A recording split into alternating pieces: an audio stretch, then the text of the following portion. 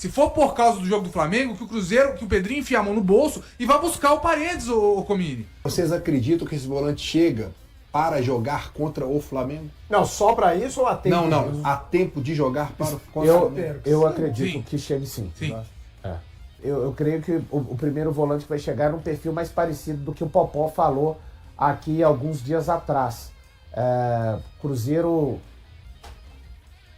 não fazendo um investimento pesado nesse primeiro volante, trazendo um primeiro volante de fato para agregar ao grupo, mas não para ser um cara, digamos assim, para ser alguém que possa desbancar, digamos assim, Lucas Romero nessa titularidade. O que eu acho que é válido também, tá? Eu acho que é bem interessante quando você cria mais opções, lembrando, a temporada vai ser longa para o Cruzeiro. Hoje, a gente está falando de garantidos hoje até o final da temporada, pelo menos mais 24 jogos, né? 20 de Brasileiro, 2 da Copa do Brasil e mais 2 de Copa Libertadores.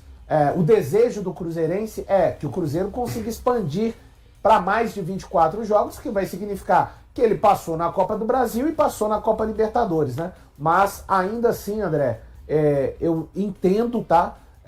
Esse movimento do Cruzeiro, se ele for feito não num investimento pesado, importante, eu acho que seria interessante. O Cruzeiro precisa de trazer essa peça, mesmo que não seja essa peça do mesmo nível do Lucas Romero ou com esse cartaz de chegar para brigar pela titularidade. O Popó fica bravo quando eu falo desse jogo contra o Flamengo, porque ele fala assim, é só um jogo, tem a temporada inteira, mas é um jogo muito emblemático, porque vale vaga. A sequência da Libertadores, você vai jogar contra o principal adversário do continente, que é o Flamengo. É verdade. E o principal jogador, um dos principais jogadores do continente, que é o Arrascaeta, tá ali como camisa 10, e ele precisa ser marcado de perto por esse primeiro volante que no Cruzeiro não tem para esse jogo. Comini, eu concordo com você quanto a isso. O problema é, se o Cruzeiro for eliminado da Libertadores, e essa possibilidade existe, porque só vai passar um, ou passa o Flamengo ou passa o Cruzeiro, o ano do Cruzeiro não pode acabar aí. O ponto é esse, você colocar esse jogo como uma pedra fundamental para sua temporada, você faz com que o Cruzeiro abra mão de uma busca por uma vaga na Libertadores pelo Brasileiro, porque esse time tem capacidade para isso e ele precisa de fazer isso, mesmo estando em recuperação, ele precisa de aproveitar o bom momento para brigar no Brasileiro por uma recuperação, para brigar por G5, por G6, e ele tá vivo na Copa do Brasil e tem um caminho relativamente bem mais fácil, porque pega uma Chapecoense. Então assim, eu sei que esse jogo é importante, eu sei que tá todo mundo pensando no primeiro volante porque o Romero não joga contra o Flamengo. Eu não tiro o peso disso. Só que, cara, só vai passar um. E pode ser o Romero que não faça diferença. Pode ser o Cruzeiro perder muitos gols que faça diferença. Pode ser o Otávio falhar que faça diferença. Pode ser o Flamengo entrar num dia ruim e o Cruzeiro passar. E aí vai ter um adversário depois que vai ser mais difícil. Então, assim, esse jogo não pode ser a pedra fundamental pra temporada. O torcedor pensar assim, eu concordo, o torcedor tem o direito de pensar assim. Realmente, esse é o jogo que todo mundo tá pensando. Tem gente que nem sabe que o Cruzeiro vai jogar. Só que se a diretoria pensar assim, o ano acaba. Mas eu não entendi uma coisa, Popó. Qual que é a diferença do pensamento dele? Só pra eu entender. Que ele pensa diferente? Porque ele tá tratando como um jogo importante. Você também, né? Trata o jogo contra o Flamengo importante. O que diferencia quando que você acha que ele tá falando que vai ser o jogo da vida do Cruzeiro? O que ele fala? Qual que é a atitude que ele pensa que o Cruzeiro tem que ter para tratar de como se fosse o jogo da vida? Em relação a trazer o reforço. Porque justamente porque é o seguinte, o Você acha que ele vê como uma pensar... extrema necessidade, você não. É isso? Então, não, a gente tem exemplo histórico disso. Se for pra pensar só no jogo contra o Flamengo, se é por causa do jogo contra o Flamengo, o Cruzeiro tem que ir ao mercado gastar 15, 20 milhões pra trazer o melhor volante do mundo pra jogar contra o Flamengo. Igual quando foi lá em 97 disputar o Mundial, buscou Bebeto, buscou Donizete. Entendeu? Se for pra fazer Gonçalo, se for por causa do jogo do Flamengo, se for por causa do jogo do Flamengo, que o Pedrinho enfia a mão no bolso e vai buscar o Paredes, ô Comini. Se for por causa disso, agora é pra temporada, é pra composição de elenco, é pra fluxo de caixa, é pro planejamento, cara. Mas você acha que o Romero vai dar conta de jogar todos os jogos da temporada? Justamente, é por isso que o Cruzeiro não precisa, mas o Romero é o titular. Mas precisa de um bom reforço. Precisa de um bom reforço, mas você não precisa gastar 15 milhões pra isso. 15 milhões, mas precisa ter Não, criatividade. exato, mas aí não tá. Mas o Cruzeiro vai atrás desse perfil. O Cruzeiro quase trouxe o Wesley numa negociação que foi o empréstimo com passe fixado. Cara, o volante deve vir mais ou menos na mesma pauta. Isso. Não é inteligente você liberar um jogador que ainda tem 6 meses de contrato, lembrando que o Cruzeiro não fez nenhum movimento. Para mim, o indício hoje forte é de que o Cruzeiro não vai renovar com o William, mas você libera o William para o mercado. E faz o quê? Quando você precisar de um reserva para o Fagner, sendo que o Cauã Moraes Ele hoje está de híbrido. Se precisar de entrar na vaga do Rojas, ele serve. Se precisar de entrar na vaga do Fagner, ele consegue. Mas se você deixar o William ali, você deixa um para cada posição. Exato. E faz com que até nos treinos o Cauã Moraes possa treinar sempre como lateral esquerdo. André. Eu acho que o William, principalmente em termos defensivos, em alguns momentos ele tem uma certa displicência. Mas é isso que eu falei, eu acho que ele passa mais pelo excesso de confiança. Pode ser. Cara, é por isso que aí entra o papo do treinador, né? Velho, o William não é um lateral qualquer pra você falar, libera esse cara. Descartado, né? Tecnicamente, é porque a posição também, gente, é muito escasso, o nível é muito baixo. Eu acho o William um lateral no futebol brasileiro, um lateral acima da média. Também acho. Eu não vejo essa história de não serve mais. Eu acho que o Cruzeiro tá certíssimo não é em apostar nesse jogador. Se você consegue fazer uma boa venda ou uma boa troca, beleza, mas já tá nos últimos 6 meses. Porque ele é uma boa moeda de troca para esses momentos, por exemplo. É um cara muito talentoso e que tem mercado. A gente vê que a seleção brasileira, por exemplo, não teve lateral direito na Copa do Mundo, cara. Né? Então é um cara que, mesmo com as suas limitações defensivas, ele ainda tem muito mercado no futebol brasileiro. E a informação que a gente tem é essa, que o Arthur Jorge está confiando muito aí no William pela lateral direita do time. Um dos papéis do treinador é recuperar jogadores e principalmente jogadores importantes, como foi o William para o Cruzeiro, né? 2024, um dos líderes em assistência no Campeonato Brasileiro e também dentro do clube. Se eu não me engano, foi o lateral direito com mais participações em gols em 2024. Não vou lembrar o número agora, mas foi ele, o William. Em 2025, um dos líderes em assistências, né, um dos garçons do Cruzeiro dentro da temporada de 2025, mesmo não vivendo o ano tão bom quanto foi o ano de 2024. O William, tecnicamente, é um jogador que acaba despertando interesse, sim, de outras equipes, como o interesse do próprio Cruzeiro em não querer liberá-lo antes do término do contrato.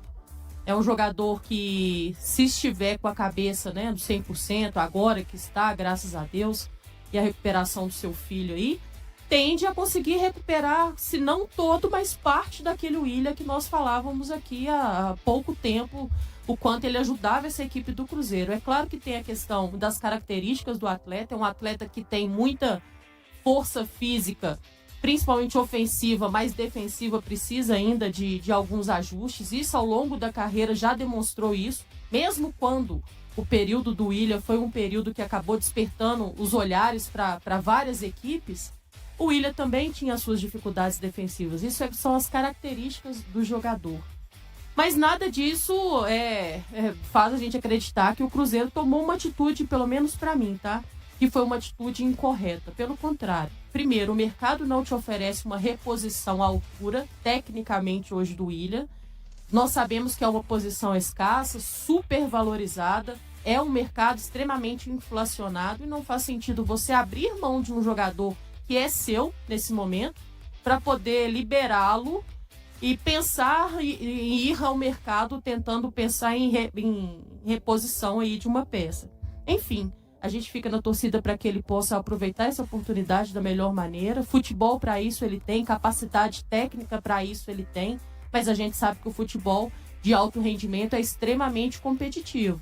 1, 2, 3 oportunidades. Você não consegue regular, você abre para concorrência.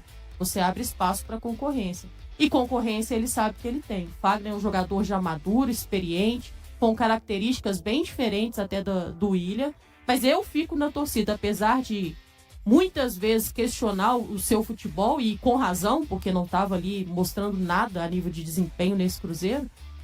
Muitas vezes eu cobrei, mas a gente sabe também que a gente cobra aqueles atletas que já ou dentro do próprio clube entregaram, ou porque em algum momento da sua carreira também já entregou.